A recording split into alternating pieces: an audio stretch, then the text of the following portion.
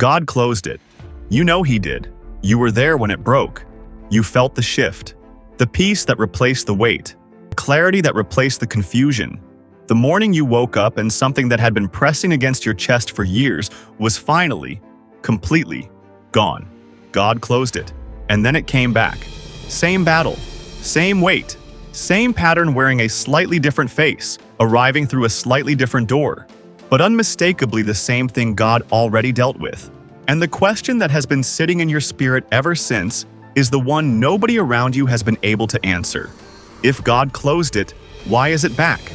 Today, you get the answer.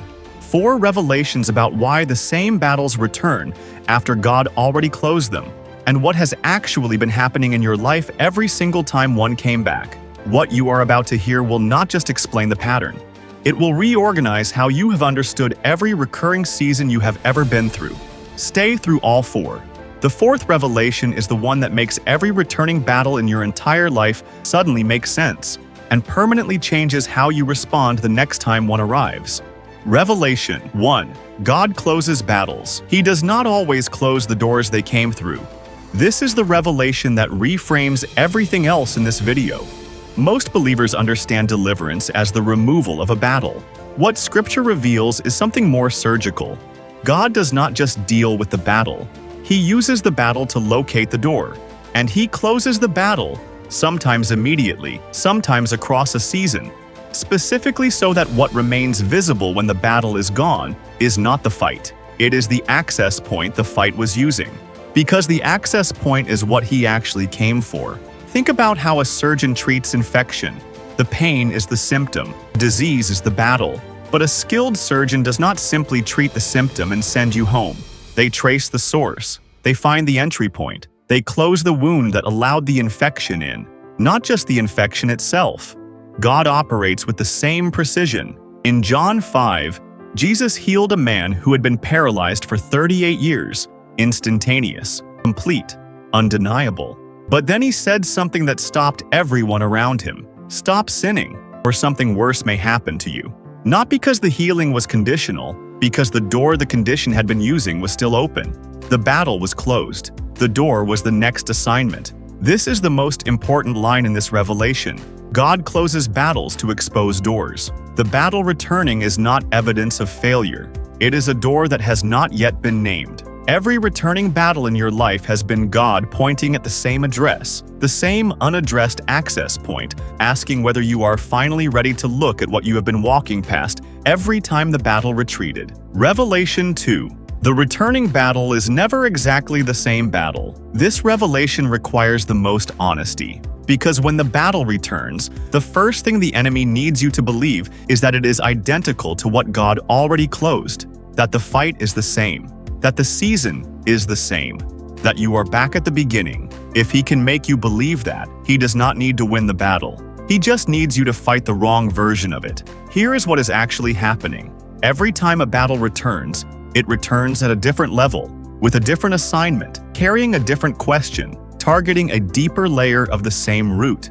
It is not the same battle on repeat. It is the same root being excavated one layer deeper each time.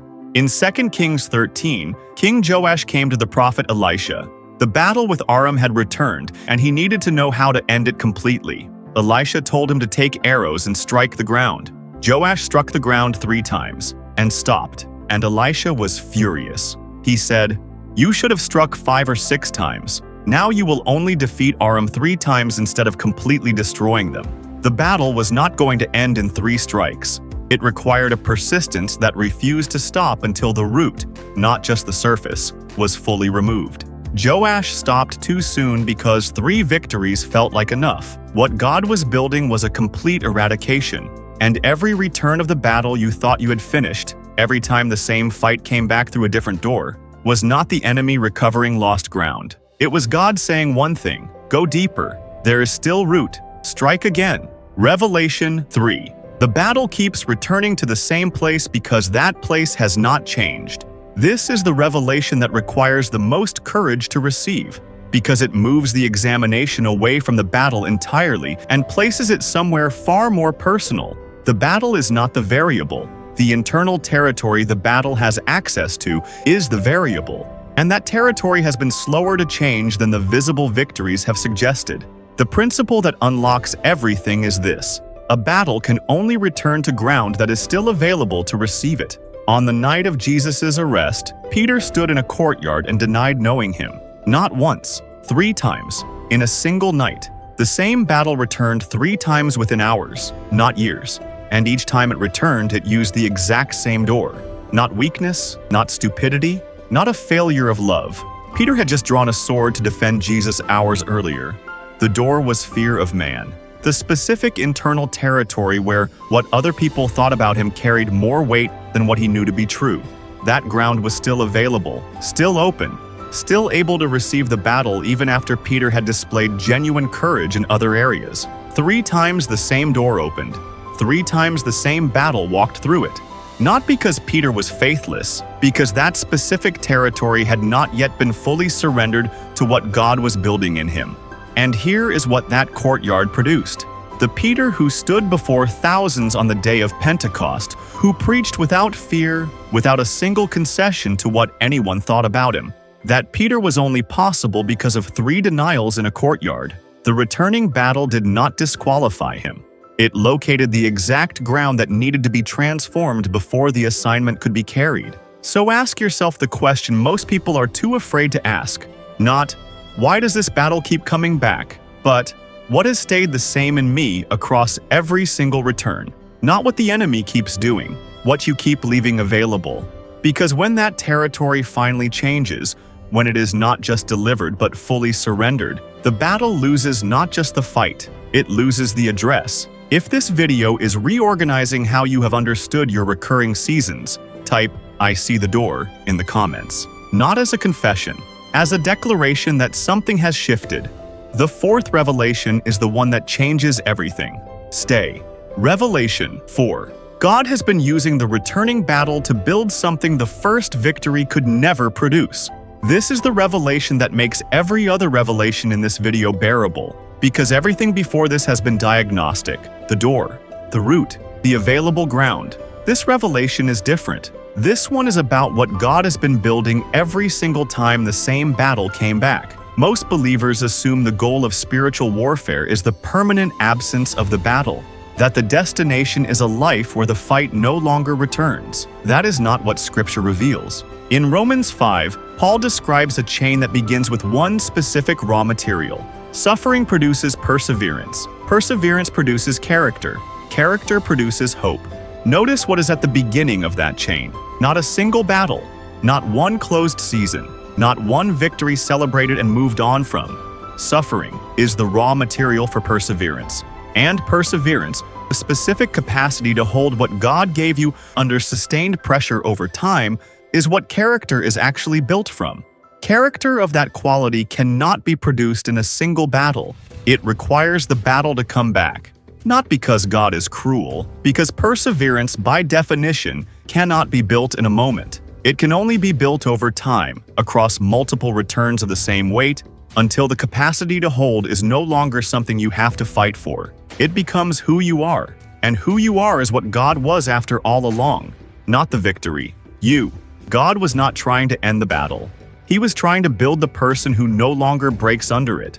And that person, the one who has been through enough returns of the same fight to stop being destabilized by its arrival, is the only person who can carry what God has been preparing. The returning battle was never evidence that the closure was incomplete. It was the curriculum. And every time it came back and you stood, imperfectly, inconsistently, sometimes barely, you were completing a course that only repeating pressure can teach. Before you conclude that every recurring difficulty in your life is a spiritual battle, pause and ask yourself 3 honest questions. 1. Is what keeps returning genuinely a spiritual pattern? Or could it be a practical problem that requires practical wisdom, professional support, or a changed environment rather than a spiritual framework? 2. When I examine what has stayed the same across every return of this battle, am I genuinely willing to let God show me the specific internal territory that has remained available to it? 3. Is my understanding of this returning battle producing deeper surrender to God, or is it producing a spiritual pride that mistakes enduring the battle for being transformed by it? You thought the battle came back because God's closure was incomplete. He was exposing a door. He came to close permanently, not just the battle that kept walking through it. The battle was never the point. You were always the point. And every single return of that battle was God working on the most important construction in existence, the person He designed you to become. You do not need 10 action steps. You need 3 honest ones, and you need to do them slowly, before God, without rushing to resolution. First, name the door, not the battle.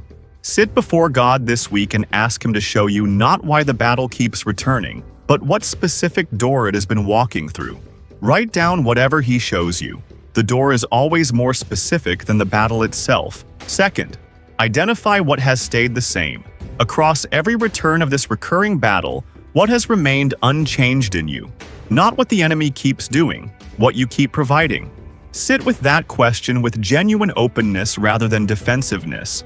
Third, ask God what He is building, not just what He is closing.